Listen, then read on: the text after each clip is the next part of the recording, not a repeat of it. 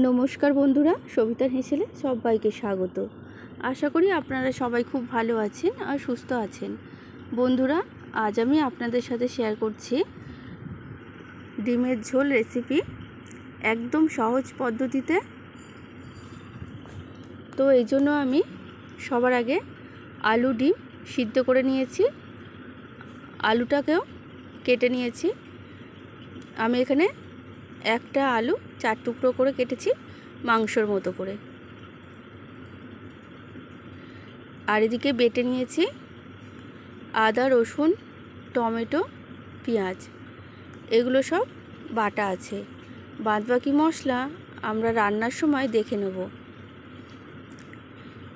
এরপর আমি কড়াই বসিয়ে দিয়েছি সরষের তেল। সরষের তেলটা কড়াই দেওয়ার পর আমি ডিমগুলো তেলের উপর দিয়ে দিচ্ছি, ভালো করে ভেজে নেব। আমি ডিমের মধ্যে নুন হলুদ মাখিয়ে রেখেছিলাম। এবার ভালো করে উল্টে পাল্টে ডিম ভেজে নিতে হবে।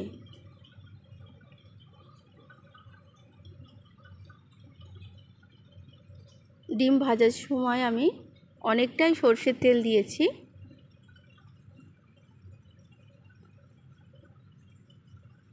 এবার আমি ডিমগুলো তুলে নিচ্ছি। ভিডিওটি সম্পূর্ণ দেখার অনুরোধ রইল। আশা করি ভিডিওটি আপনাদের ভালো লাগবে। এবার আমি এই তেলটা আলাদা করে না তুলে এই তেলের মধ্যে ফোড়নে দেব গরম মশলা, তেজপাতা আর শুকনো লঙ্কা। তেজপাতাটা বড় হয়ে গিয়েছে, 2 টুকরো করে দিলেই ভালো হতো।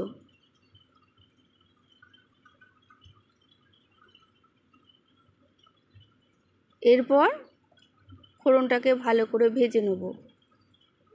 ফোড়নটা ভাজার পর সুন্দর একটা গন্ধ বেরোবে, তখন দিয়ে দেবো বেটে রাখা কাঁচা মশলা, যা যা নিয়েছিলাম। এবার আঁচটাকে জোরে দিয়ে ভালো করে কষিয়ে নেব। এতে করে কাঁচা মশলার গন্ধটা কিন্তু অনেকটাই বেরিয়ে যাবে। আর আস্তে আস্তে দেখুন তেল ছাড়া হয়ে যাচ্ছে। এই মশলাটাকে সময় নিয়ে ভালো করে কষাতে হবে। এই মশলাটা যত ভালো করে কষানো যাবে, রান্নার স্বাদটাও কিন্তু ততটাই সুন্দর হবে। এরপর দিয়ে দিচ্ছি গুঁড়ো মশলা, যেমন লঙ্কার গুঁড়ো, হলুদ গুঁড়ো, জিরে গুঁড়ো, ধনে গুঁড়ো, স্বাদ মতো নুন, চিনি। নুন ঝাল মিষ্টিটা আপনারা নিজেদের মতো দিয়ে নেবেন। এবার এই গুঁড়ো মশলার ওপর দিয়ে দিলাম সামান্য জল। আবারও মশলাটাকে সময় নিয়ে কষিয়ে নেব।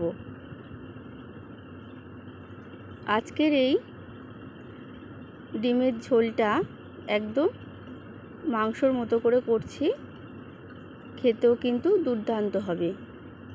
আপনারা ভাত, রুটি, পরোটা সব কিছুর সাথেই খেতে পারবেন,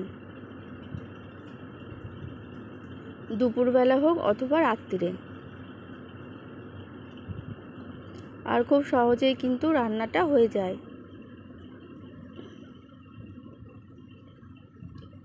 আলু ডিম সিদ্ধ করে নেওয়া আছে, শুধু মশলাটাকেই খুব ভালো করে সময় নিয়ে একটু কষিয়ে নিলেই কিন্তু রান্নাটা খুব সুন্দর হবে। দেখুন আস্তে আস্তে কিন্তু রঙটা খুব সুন্দর আসছে।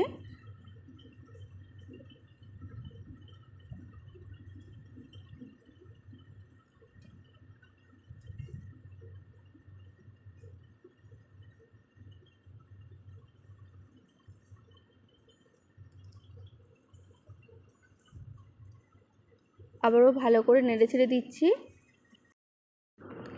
এইভাবে কিন্তু খুন্তি দিয়ে ভালো করে নেড়ে চেড়ে দিতে হবে, যাতে মশলাটা কড়ায় ধরে না যায়। মশলাটা কড়াই ধরে গেলে কিন্তু বাজে গন্ধ ছাড়বে আর তরকারির স্বাদটাও ভালো আসবে না।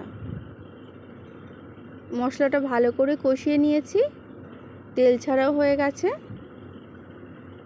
এদিকে আমি ডিমটাও ভেজে রেখেছি। এরপর আমি এই মশলার ওপর দিয়ে দেবো আগে থাকতে সিদ্ধ করে রাখা আলু। আলু সিদ্ধ করার পর না ভাজলেও চলবে।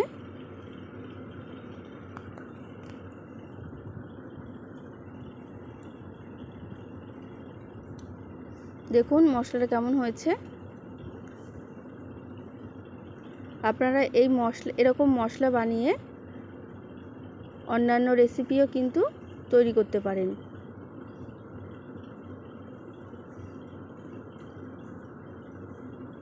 আলুগুলো দিয়ে দিলাম।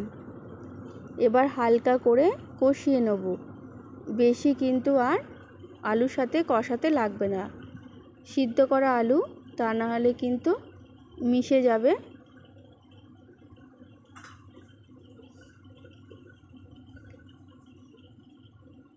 এবার দিয়ে দেবো পরিমাণ মতো জল। আমি যেহেতু এটা ঝোল বানাবো সেই বুঝে জলটা দেব। আপনারা যেরকম ঝোলটা বানাবেন সেই বুঝে আন্দাজ করে জলটা দিতে হবে।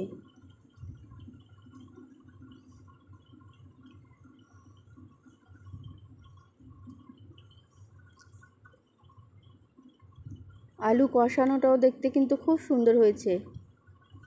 এই যে জলটা দিয়ে দিলাম।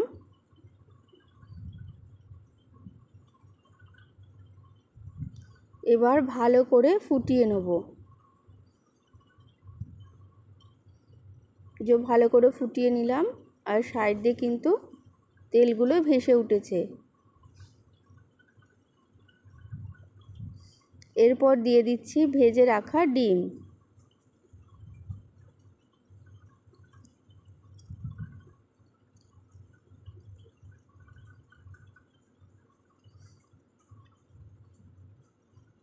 এরকম হালকা ডিমের ঝোল কিন্তু খেতে খুবই সুস্বাদু হয়। আপনারাও বাড়িতে বানাবেন। আর কীরকম হলো কমেন্ট বক্সে কিন্তু জানাবেন বন্ধুরা।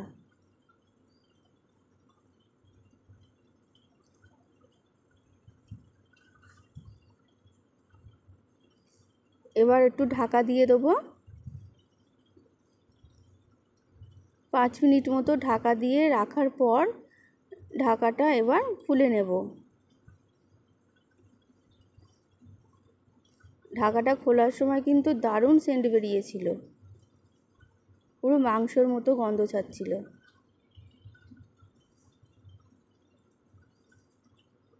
দেখুন, দেখে কিন্তু কত সুন্দর, তো লোভনীয় হয়েছে ডিমের ঝোলটা।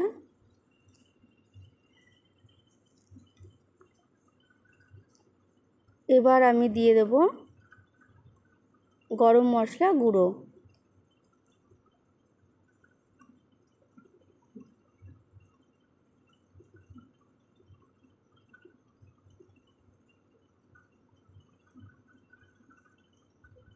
গরম মশলাটা দেওয়ার পর আর একবার ভালো করে ফুটিয়ে তারপর আলাদা একটা পাত্রে ঢেলে নেব।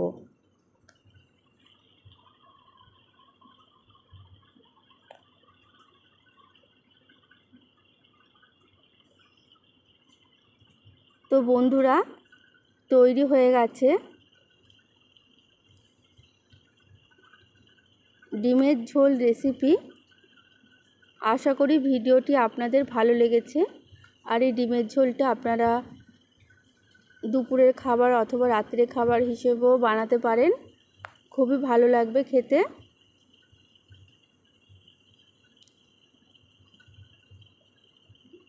তো ভিডিওটি কেমন লাগলো কমেন্টে জানাবেন। আশা করি ভালো লেগেছে। ভালো লাগলে লাইক, কমেন্ট, শেয়ার করবেন আর চ্যানেলটিকে সাবস্ক্রাইব করে পাশে থাকার অনুরোধ রইল। ফিরে আসছি একটা নতুন ভিডিও নিয়ে। সবাই খুব ভালো থাকুন আর সুস্থ থাকুন। নমস্কার।